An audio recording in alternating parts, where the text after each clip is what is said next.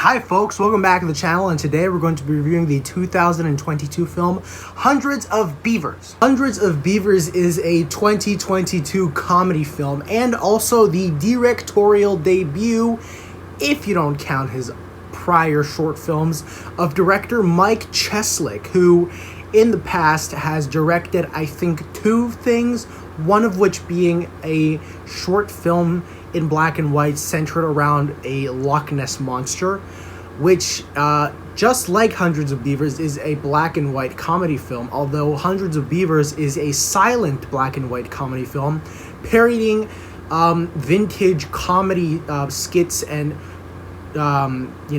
just things in general, such as the Three Stooges and Charlie Chaplin, with elements of Looney Tunes and Tom and Jerry mixed in. The basic plot of the film being the main character, Gene Kayak, was a Applejack beer salesman before having a horrible accident which caused his entire business to go completely underground, literally, and him waking up like months or even years later in a snow blizzard in the middle of the forest.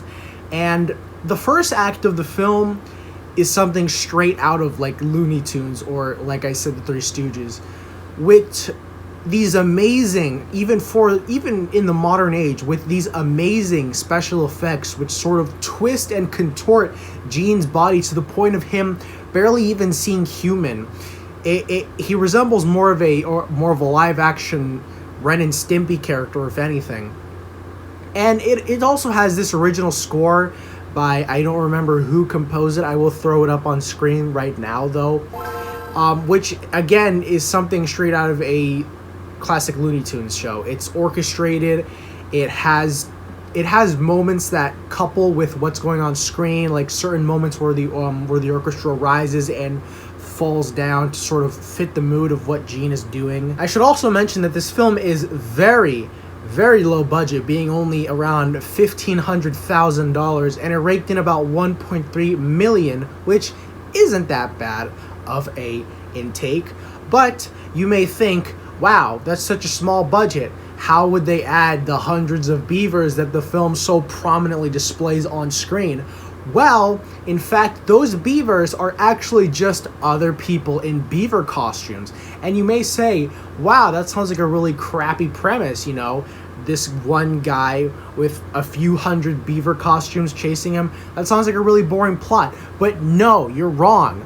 As a matter of fact, the film uses its low budget almost to a positive, because the sort of mistakes and flukes that happen in the film, for example, you'll see a lot of the times where one of the beaver costumes' heads is twisting, it's about to fall off, the feet on the costume flip off and fly everywhere, and it almost adds to this comedic effect of just, that these aren't actual beavers, these are just people in beaver costumes chasing Gene Kayak around, and it makes it even better than if the beavers were CG or if they were actual live action beavers, which I don't know how they would do that, but there's that. I can't help but also love how these beavers have seemingly built themselves their own functioning societal metropolis in this little forest, with an entire building of just full of beavers, and there's beaver scientists working on a rocket ship, and there's police officer beavers, and there's judge beavers. It's just the extensive lore that you could go into with these beavers is crazy. And not just that, but also there's a chase scene towards the end of the film, which you can really tell that most of the budget was funneled into the final act of the scene, which by no means is an insult. The final scene goes above and beyond anything you would ever expect. There is a really amazing chase scene that was all done, I'm pretty sure, in front of a green screen. Most of this film was done in front of a green screen, which you may think sounds bad because, how would you do a proper chase scene in front of a green screen? But no, the film pulls it off so well with these like twisting and turning and rising and falling sort of like logs running on water, and Gene like rolling on a log, like literally running on a log, like how the characters would run on top of a log or a ball in an old cartoon. And the green screen work on this film was some of the greatest I've ever seen, with sort of almost these like giant painting sort of canvas backgrounds, and the character walking in front of it just looks so seamlessly amazing, especially with the black and white. I feel like the black and white really does help make this film not only look vintage, but for all the special effects and the background and green screen look amazing. Also, you may be a bit confused as to the date in which this film came out in. Some people say it came out 2022, some say 2023, some say 24. The movie officially premiered in festivals in 2022, was re-released in 2023, and again in 2024.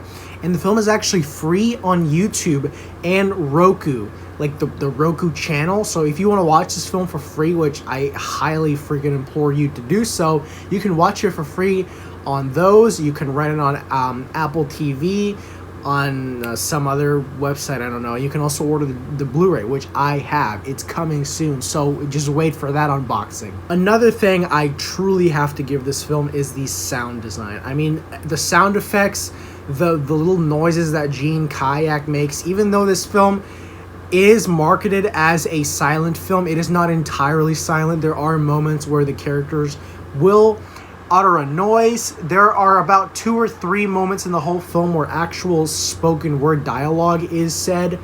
There are sound effects, there is music, of course. So the film is not entirely silent, only silent in words. Every so often there are like 1 or 2 words spoken, but other than that, it truly is a no word film.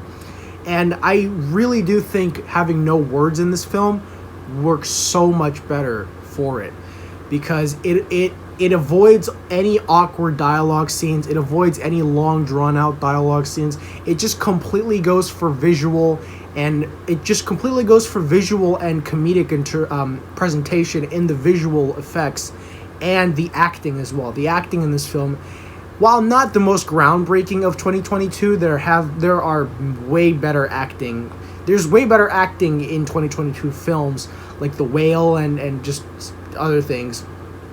The comedic acting in this film is so good because you can really tell what every single character's personality is just from the way they look and they act and they make their little noises.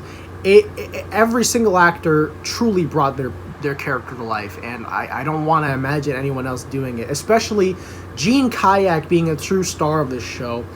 I don't remember his actor's name, and I don't know if he's ever been in anything before or after this, but he truly has a future in acting, especially comedic acting. There are also moments where the footage is seemingly sped up to add a extra layer of cartoonish like speed from when the characters are running or walking, and it can be jarring at times for the footage to just speed up at some points. I feel like there are points in the film where the speeding of the footage was not necessary, but for the moments that it does work, it works well, and it adds another layer to the cartoonish comedy. I don't think there's anything else for me to say other than it truly is. If you've heard people say this is the best film of 2022, they aren't lying. This is not only the greatest comedy of that year, but the greatest film of that year in general. Of all the higher budget, higher profile acting and directing things that have come out in that year, I think this one has them all beat, just in terms of sheer enjoyment and just presentation of the entire film overall. And you know what? I'm giving this film a 10. Hundreds of Beavers gets a 10 from me. That's it.